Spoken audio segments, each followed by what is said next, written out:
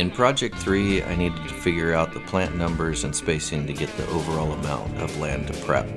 This also allowed me to understand how much lime was needed. I was also able to get the soil samples from the exact areas plants were going to be placed.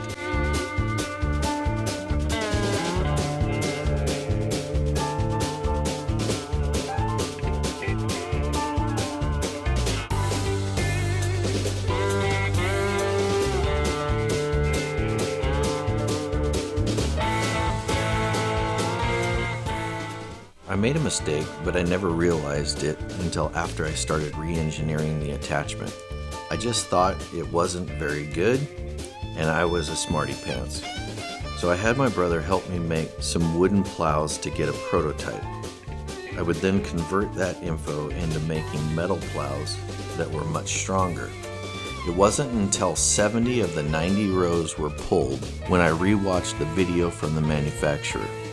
I looked closely to finally understand that attachment only worked with their tractor because under the belly was an additional piece that was plowing the soil to the center, and then the attachment would come thereafter and complete the fabric raised row as advertised. But in the end, the need for the plow to get us the result we wanted was accomplished. Boy, was that a crazy head scratcher. I was both lucky and proud of our ability to solve the self-inflicted challenge.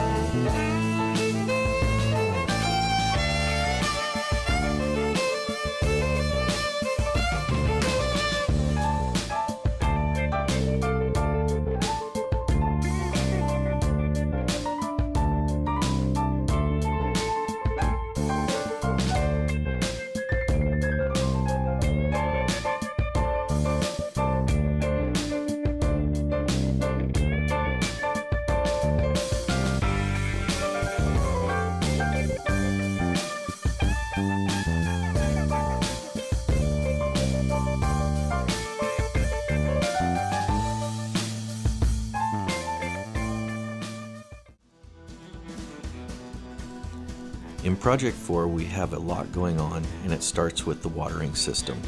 First, I measured the drip edge lengths of the 4 buildings and the areas the concrete pads were going to be placed. We had commercial gutters installed, and then we prepped the ground. Next, the previous owner of this property brought his truck and we used our trailer to pick up the water tanks. As you can understand, at this time, buying a truck took over a half a year to receive, so thanks to Dave for helping.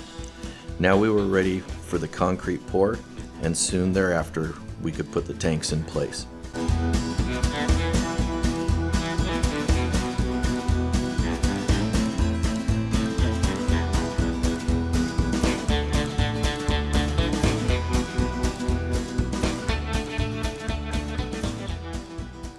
Now it was time to create the first flush plumbing portion that connected the gutters to the tank.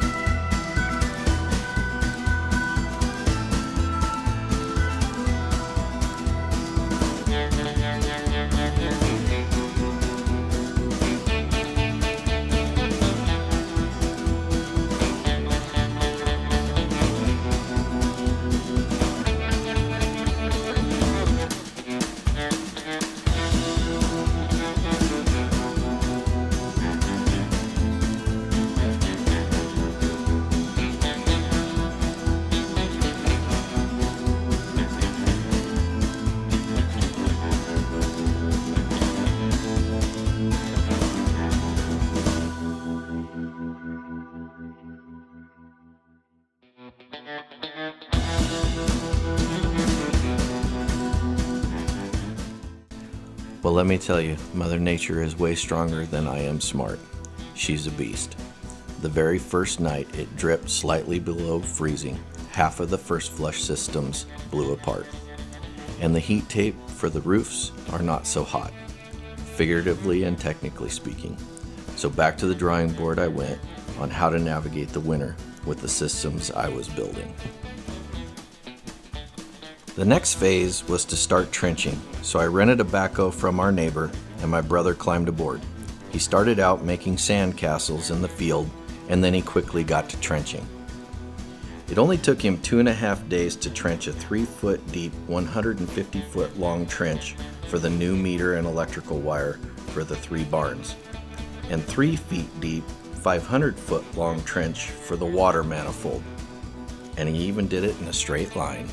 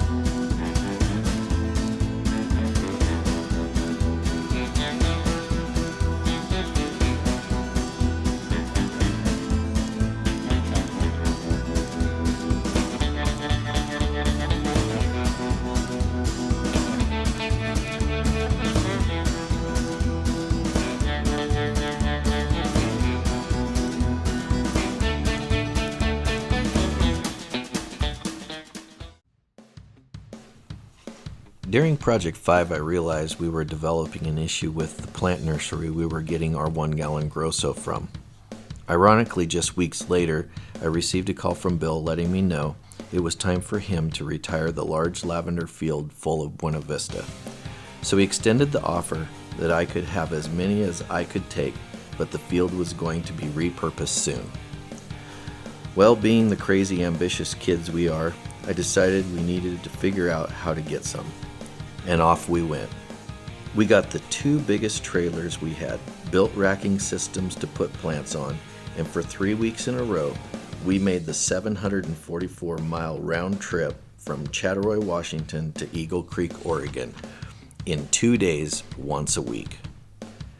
So Shelly, Emily, family, and friends would come out for 2 days and help us plant on the weekends once the trailer was unloaded on Fridays.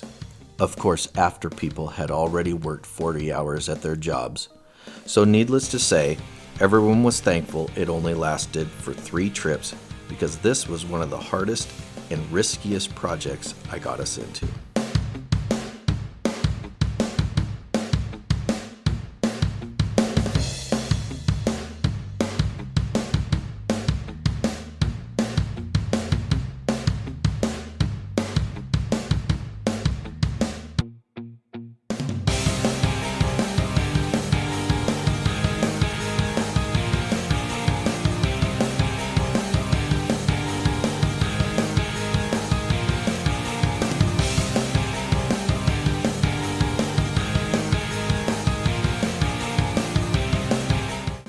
These plants were roughly 40 to 50 pounds apiece, bulky, and there were so many it felt like an eternity per trip to handle.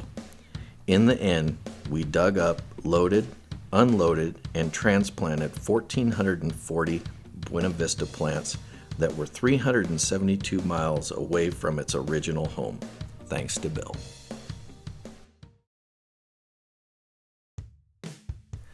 With only 2 days left until planting day, you can see the developing issue, or lack thereof, as we have a 1-gallon pot with 1 gallon of dirt, but what appears to be nothing more than a plug. So after many conversations with Kathy, it was then decided that we would move forward with planting day. However, the plants were going to need to be handled differently. By watering the pots 1 to 2 hours before planting, then tip them over and let the soil keep the angel hair roots in place. It was a big concern that the long hair-like roots wouldn't do what's called a J-turn. They would likely not make it. So I held a class for the planters and we discussed the non-typical way about how we would be successful with this challenge.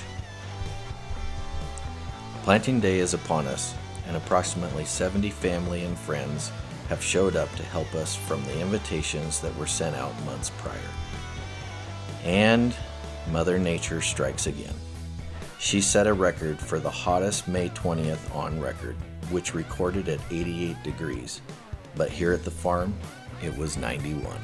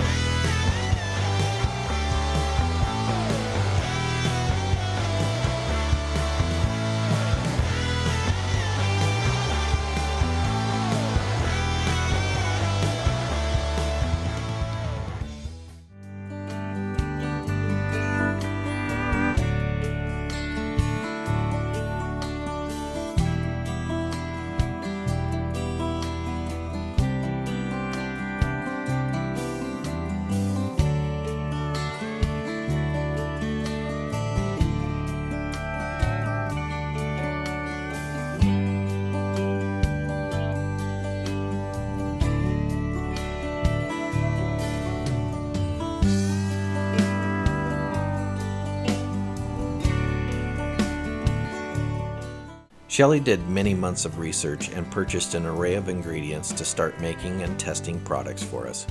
She started with different types of soaps, and we did pick a type that was not where she started. And from there, she has started developing other types of products such as candles and lotion bars, and as we test and select the winners, they will end up on our website for sale at snllavenderfarm.com.